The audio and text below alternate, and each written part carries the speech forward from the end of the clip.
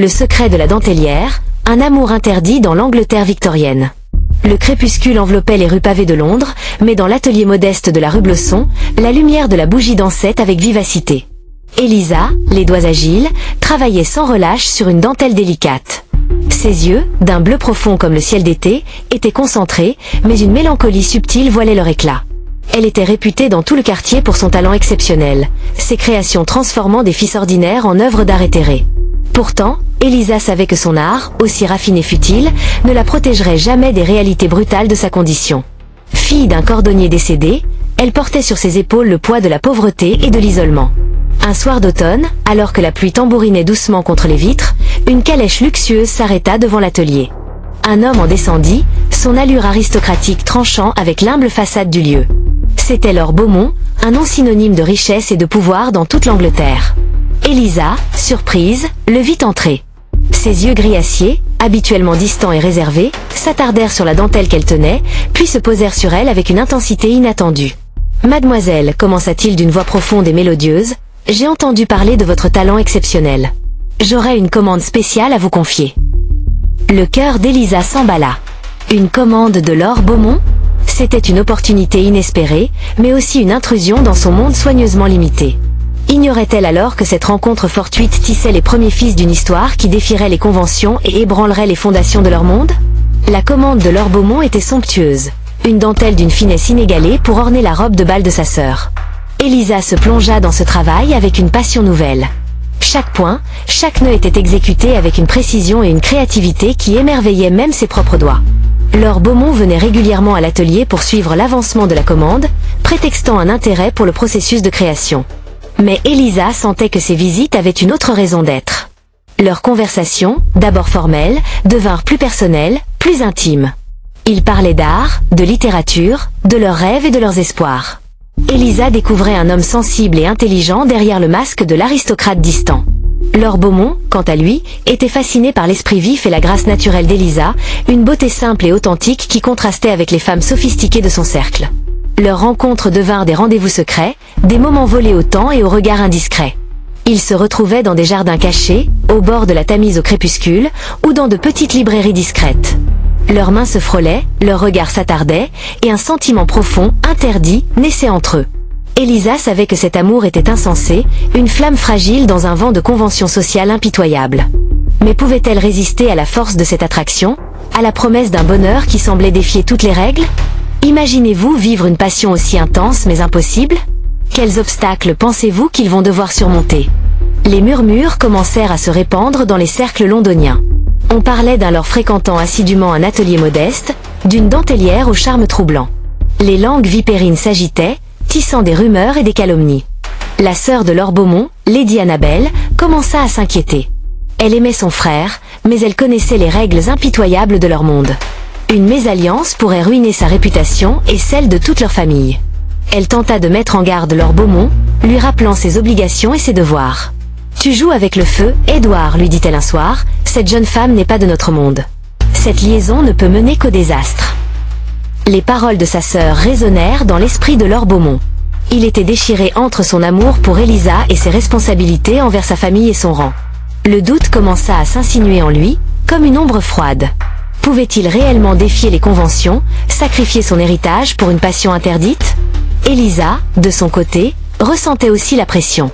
Les regards insistants dans la rue, les commérages étouffés, tout lui rappelait la fragilité de son bonheur.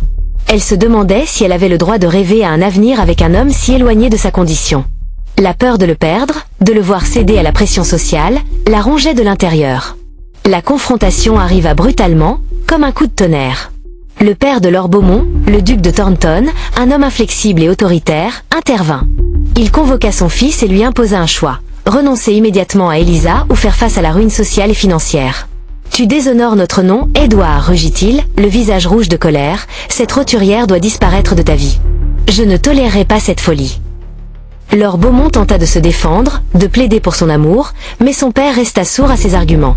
Il lui rappela ses engagements, ses promesses de mariage avec une femme de son rang, un mariage politique essentiel à la pérennité de leur fortune.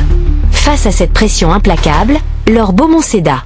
Le cœur brisé, il se rendit à l'atelier d'Elisa. Les mots furent difficiles à prononcer, les explications confuses et douloureuses. Elisa comprit rapidement la vérité. Leur amour était condamné. Les larmes coulèrent sur ses joues, amères et brûlantes. « Je savais que c'était trop beau pour être vrai », murmura-t-elle, la voix brisée par le chagrin. Lord Beaumont, les yeux emplis de désespoir, la quitta, la laissant seule avec son cœur en miettes et ses rêves brisés. La dentelle inachevée resta sur la table, symbole poignant d'un amour interrompu par les fils impitoyables de la société. Les jours qui suivirent furent sombres et vides pour Elisa. La douleur de la séparation était lancinante, comme une blessure ouverte qui refusait de cicatriser. Elle avait perdu plus qu'un amant, elle avait perdu un espoir, une lumière dans sa vie difficile. L'atelier lui semblait froid et silencieux, les aiguilles inertes. La commande de Lord Beaumont fut annulée, aggravant sa situation financière déjà précaire. Les commérages se firent plus insistants, les regards plus méprisants. Elisa se sentait isolée, jugée, condamnée à la solitude. Pourtant, au fond de son cœur, une étincelle de résilience refusait de s'éteindre. Elle avait hérité de la force de sa mère, une femme courageuse qui avait surmonté bien des épreuves. Elisa décida de se battre, de ne pas laisser la douleur la consumer. Elle reprit ses aiguilles, recommença à créer, à tisser des rêves dans la dentelle. Elle transforma sa douleur en art, ses larmes en inspiration. Ses créations devinrent plus profondes, plus expressives, portant en elles l'écho de son chagrin et de son courage. La rumeur de son talent exceptionnel, paradoxalement, se répandit encore plus largement. Les femmes de la ville, touchées par son histoire et admiratives de son art, commencèrent à affluer à son atelier. Elisa, sans le savoir, tissait les fils de sa propre renaissance. Lord Beaumont, quant à lui, vivait un exil intérieur. Malgré son retour à sa vie privilégiée, aux bals et aux réceptions, il se sentait vide et étranger à son propre monde.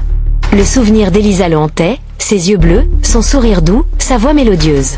Il avait obéi à son père, respecté les conventions, mais il avait perdu la seule chose qui donnait un sens à sa vie, l'amour véritable. Le mariage arrangé approchait, une union froide et calculée avec une riche héritière. Lord Beaumont se sentait pris au piège, condamné à une existence sans joie ni passion. Le regret le rongeait, comme un poison lent. Il se demandait souvent ce qu'était devenue Elisa, si elle souffrait autant que lui. Il entendait parfois des bribes de conversation, des murmures sur une dentelière talentueuse qui avait ouvert un atelier prospère. L'espoir, malgré tout, renaissait parfois dans son cœur désolé. Et si, un jour, le destin leur offrait une seconde chance? Et si leur amour, aussi interdit fut-il, pouvait encore triompher des obstacles? Avez-vous déjà ressenti un regret aussi profond?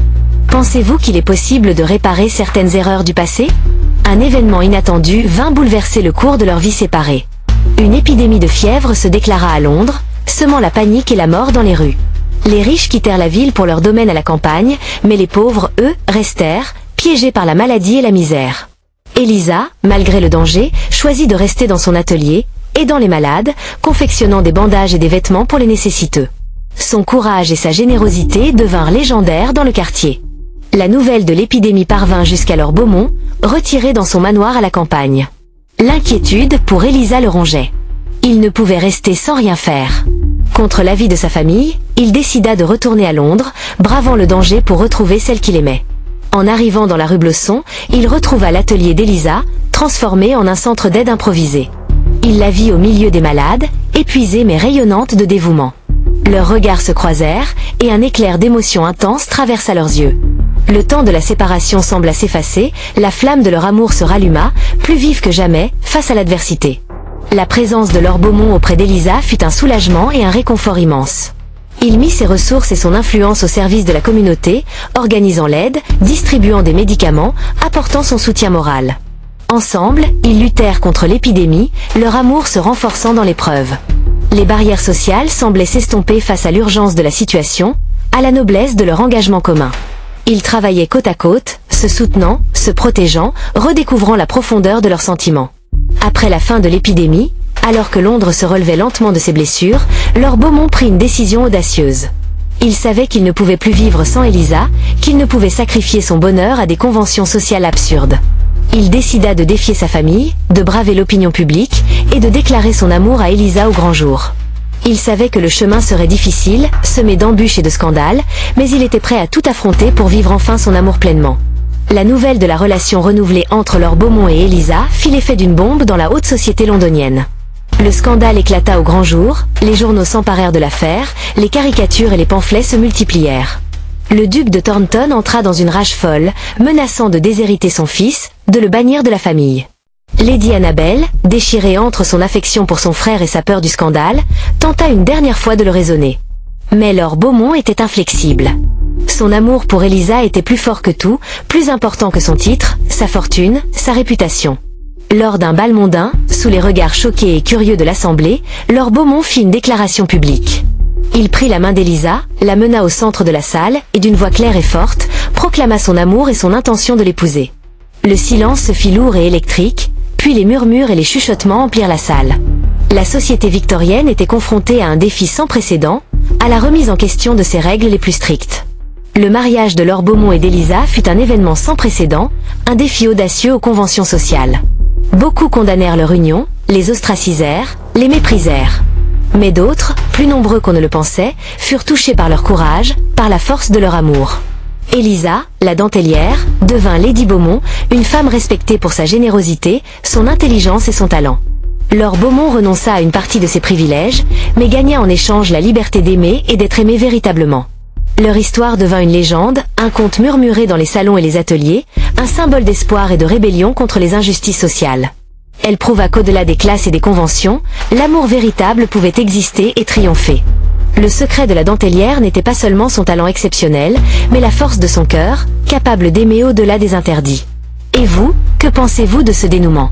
Croyez-vous que l'amour peut réellement surmonter tous les obstacles, même les plus ancrés dans la société ?